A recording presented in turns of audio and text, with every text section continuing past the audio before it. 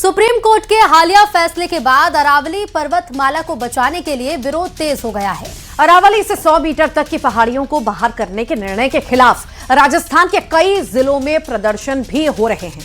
लोगों का ये कहना है कि अरावली पर्वतमाला सिर्फ पहाड़ों की एक श्रृंखला नहीं है, बल्कि पश्चिमी भारत के पर्यावरण संतुलन की रीढ़ है। प्रदर्शनकारियों का मानना है कि अरावली को कमजोर करने से पर्यावरण पर गंभीर असर पड़ेगा और इसी चिंता को लेकर कांग्रेस और पर्यावरण कार्यकर्ता सड़कों पर उतरे हैं और फैसले के खिलाफ आवाज बुलंद कर रहे हैं।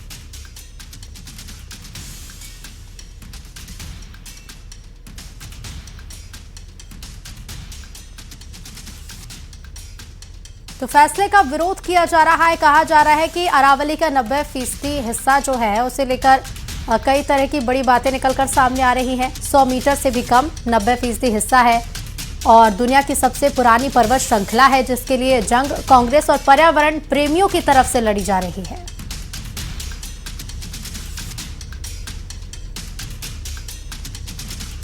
सुप्रीम कोर्ट ने आदेश जारी किया, जिसके बाद विरोध के सुर तेज होने लगे और अब विरोध लगातार यहां पर देखने को मिल रहा है। हालांकि सुप्रीम कोर्ट ने आदेश दे दिया है और आदेश के बाद की ये तस्वीरें जो लोग हंगामा करते नजर आए, हाथों में तख्तियां लिए। अरावली विवाद पर सरकार की तरफ से एक बड़ा बयान भी सामने आया। केंद्रीय पर्यावरण मंत्री भूपेंद्र यादव ने कहा है कि अरावली को लेकर भ्रम फैलाया जा रहा है और अरावली का 90% से ज्यादा एरिया संरक्षित है। भूपेंद्र यादव ने कहा है कि अरावली में 20 से ज्यादा फॉरेस्ट रिजर्व हैं और हम ग्रीन अरावली के लिए काम कर रहे हैं। अर्थ है टॉप 100 मीटर से बॉटम के अंदर तक जो उसका पूरा फैलाव है। पहाड़ी तो ऐसे होती है तो उसका बॉटम तो बड़ा होता है, जहां तक उसका बॉटम जाएगा वहां से लेके 100 मीटर तक प्रोटेक्शन है। और अगर एक पहाड़ी और दूसरी पहाड़ी के बीच में 500 मीटर का ही गैप है तो वो जमीन भी अरावली रेंज मानी जाएगी। इस डेफिनेशन के आने के बाद 90% से ज़्यादा एरिया प्रोटेक्टेड एरिया में आ गया। 90% से ज़्यादा। मेरा ये स्टेटमेंट लिख लीजिए, टोटल अरावली का एरिया 1,47,000 स्क्वायर किलोमीटर है। इसके बाद केवल अभी की जो मेरे पास 39 डिस्ट्रिक्ट है, केवल 217 किलोमीटर मतलब 2% में ही माइनिंग हो सकती है और वो भी हर तरीके से नहीं हो सकती। उसके लिए असम में आज प्रधानमंत्री नरेंद्र मोदी ने कांग्रेस पार्टी पर बड़ा हमला बोला। पीएम मोदी ने कहा है कि कांग्रेस पार्टी देश विरोधी सोच को आगे बढ़ा रही है, वो घुसपैठियों को बचा रही है, क्योंकि घुसपैठिए ही कांग्रेस का असली वोट बैंक है। वो घुसपैठियों को असम की जमीन पर बसाना चाहती है। पीएम मोदी ने यह भी आरोप लगाया कि कांग्रेस पार्टी ने असम में सेमीकंडक्टर यूनिट लगाए जाने का विरोध किया था। उन्होंने कहा कि दशकों तक कांग्रेस ने टी कम्युनिटी को जमीन के अधिकार नहीं दिए, जबकि बीजेपी सरकार ने उन्हें अधिकार और गरिमापूर्ण जीवन भी दिया। आप मत भूलिए, यही कांग्रेस सरकार थी जितने इतने दशकों तक टी कम्युनिटी के भाई बहनों को जमीन के अधिकार नहीं मिलने दिए।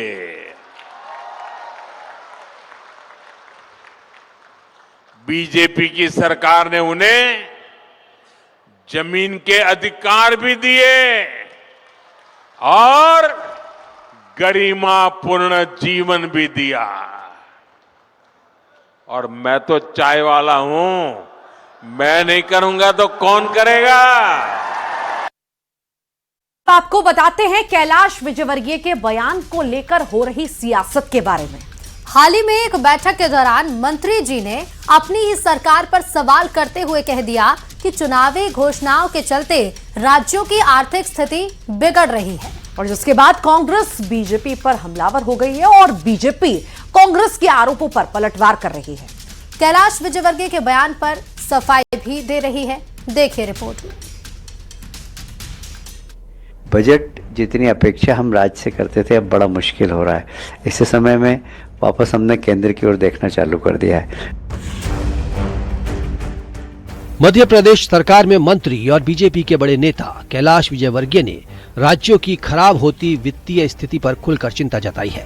शहरी विकास मंत्रियों की क्षेत्रीय बैठक के दौरान विजयवर्गीय ने कहा कि चुनावी और राजनीतिक मजबूरियों के चलते राज्यों द्वारा की गई बड़ी बड़ी घोषणाओं का सीधा असर आज सरकारी खजाने पर दिख रहा है। इसी कारण राज्य सरकारों को अपने विकास कार्यों के लिए केंद्र सरकार की ओर ज्यादा देखना पड़ रहा है। राजनीतिक मजबूरियां हैं राज्यों के भी, चुनाव में बहुत सारे कमिटमेंट कर दिए, तो अब बजट जितनी अपेक्षा हम राज्य से करते थे अब बड़ा मुश्किल हो रहा है। इस समय में वापस हमने केंद्र की ओर देखना चालू कर दिया है। मैं 2-3 विषय पे छोटी छोटी बात कह देता हूँ क्योंकि उस पर अलग अलग आपकी चर्चा होगी ही कि आपकी बहुत सारी योजनाएं हैं, जैसे अमृत योजना। कैलाश विजयवर्गीय के बयान के बाद मध्य प्रदेश के सियासी गलियारों में एक बार फिर राजनीतिक बयानबाजी का दौर तेज हो गया है। विजयवर्गीय के बयान को लेकर कांग्रेस को बीजेपी सरकार पर निशाना साधने का मौका मिल गया, तो बीजेपी कांग्रेस के आरोपों पर पलटवार कर रही है। कल प्रहलाद पटेल जी ने कहा था कि 1000 गौ माताएं हमारी गौशालाएं हैं, हाथी हैं, सफेद हाथी। अब इन्होंने कह दिया है, साफ है कि जब तक इस देश के अंदर इस तरह की रेवड़ियां बढ़ती रहेंगी, जब तक इस तरह लोगों को प्रलोभित करते रहेंगे और घोषणाएं करते रहेंगे, घर में नहीं है दाने अम्मा चली बनाने। आज मध्य प्रदेश के अंदर 4,65,000 करोड़ का कर्जा है, इसके बाद 22,000 करोड़ रुपये चाहिए आपको लाडली बहना योजनाओं के लिए, इन सबके लिए।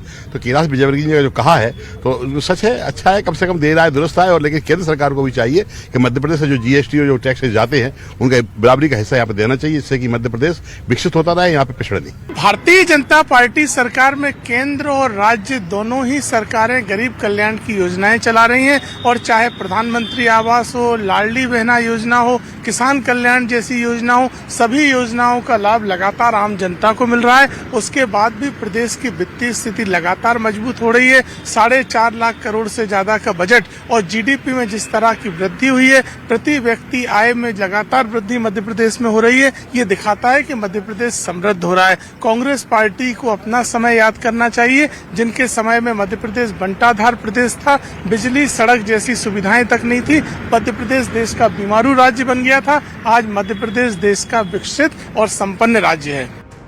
राज्यों की कमजोर होती वित्तीय हालत पर कैलाश विजयवर्गीय का ये बयान अब प्रदेश की सियासत में नया केंद्र बन गया है, जिसे लेकर कांग्रेस और बीजेपी के बीच बयानबाजी का दौर तेज हो गया है। अब देखना होगा कि कैलाश विजयवर्गीय के इस बयान को लेकर प्रदेश की सियासत क्या नया मोड़ लेती है।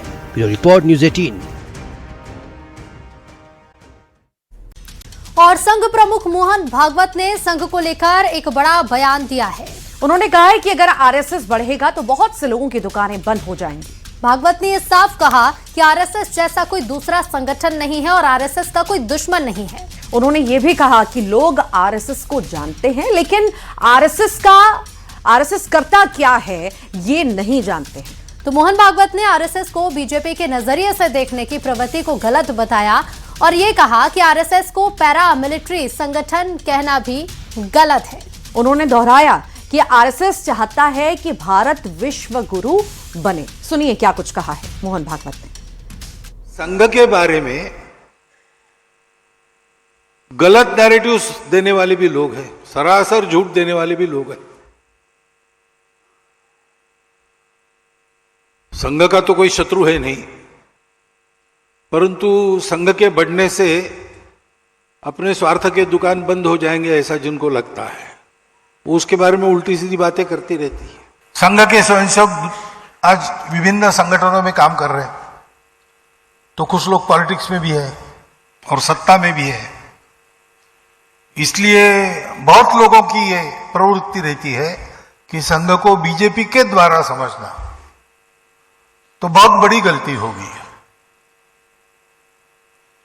संघ को समझना है तो संघ को ही देखना पड़ता है, और देख के समझ में न आने वाला संघ है, वो अनुभव करना पड़ता है। हम लोग संचालन करते हैं गणवेश में, उसको देख कर अगर आप सोचने लगे कि एक पैरामिलिट्री ऑर्गेनाइजेशन है तो वो गलत हो जाएगा। इतनी सारी सेवा करते हैं स्वयंसेवक, 1,30,000 से ऊपर छोटे बड़े सेवा प्रकल्प संघ के स्वयंसेवक विभिन्न संगठनों के माध्यम से देश भर में बिना सरकार का पैसा लिए चलाते हैं। अब कोई भी कह सकता है कि संघ एक सर्विस ऑर्गेनाइजेशन है, तो गलती होगी।